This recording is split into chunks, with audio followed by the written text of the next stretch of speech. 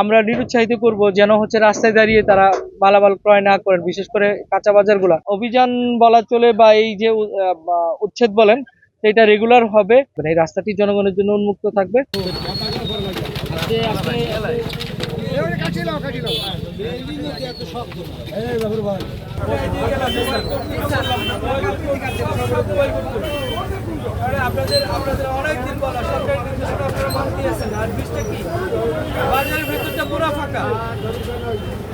আপনারা জানেন যে এই লাকুততলা বা এই বৃষ্টি হচ্ছে দীর্ঘদিন যাবতীয় হচ্ছে বরগুনার মানুষের প্রাণের দাবি ছিল। বৃষ্টি হওয়ার পর থেকে যেটা দেখা যাচ্ছে যে প্রতিদিনই হচ্ছে অস্থায়ী কিছু কাঁচা বাজার বসে, পাশাপাশি কিছু ভ্যানে বা রিক্সায় করে হচ্ছে বিভিন্ন ধরনের মালামাল এখানে বসতেছে।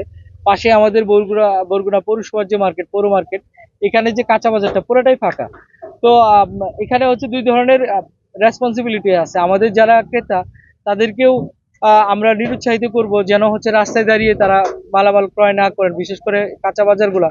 আর আপনারা জানেন যে ব্রিজের পাশে যে ছোট ফাঁকা জায়গা, ডান পাশের জায়গাটা, এই জায়গাটা আমরা খুব শীঘ্রই হচ্ছে ভরাট করে দিব। এই সপ্তাহের মধ্যে ভরাট করে তাদের জন্য অস্থায়ীভাবে সকালবেলা যারা বিশেষ করে হচ্ছে ফ্রেশ সবজি যারা প্রতিষ্ঠিত ব্যবসায়ী না, তাদের জন্য আমরা বলেছি আপনারা এখানে বসবেন। এখানে যারা বসবেন কোনো আলাদা করে টোল বা কিছু দিতে হবে না।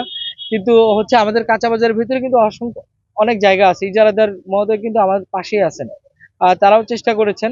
তো আমরা এই অভিযান বলা চলে বা এই যে উচ্ছেদ বলেন, এটা রেগুলার হবে।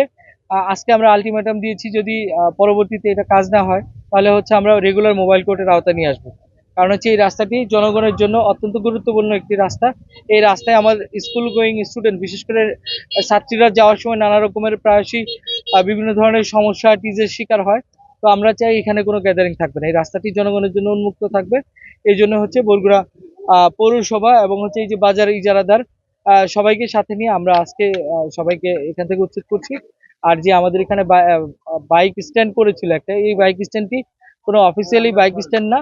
এই স্ট্যান্ডটিরও আমরা ছাউনি ঘুরিয়ে দিচ্ছি এবং তাদেরকে বলেছি যে এখানে কোনো ব্রিজের অ্যাপ্রোচে কোনো বাইক বসতে পারবে না। প্রয়োজনে হচ্ছে তারা আমাদের কিন্তু শহরের ভিতরে বড় দুটি ভবন আছে, সেখানে কিন্তু আমরা বাইক স্ট্যান্ড করার জন্য হচ্ছে ভবনের নিচতলা কিন্তু আমরা উন্মুক্ত করেছিলাম।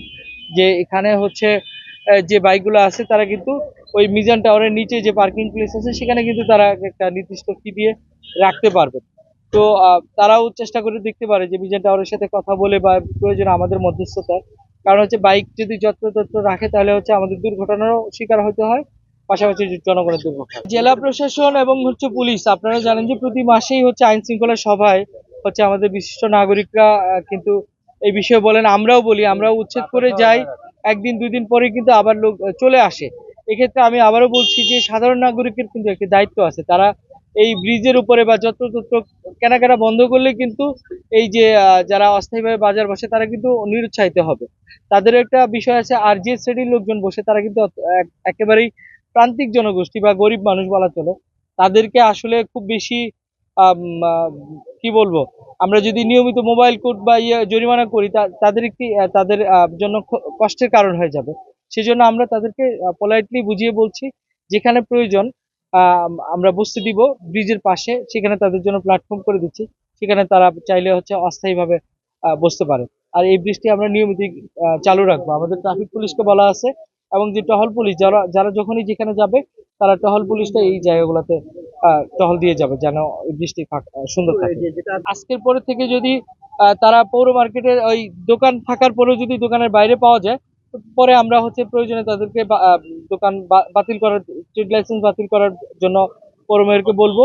পাশাপাশি হচ্ছে তাদের এই দোকানগুলো প্রয়োজনে হচ্ছে সিলগালা করে দিবে।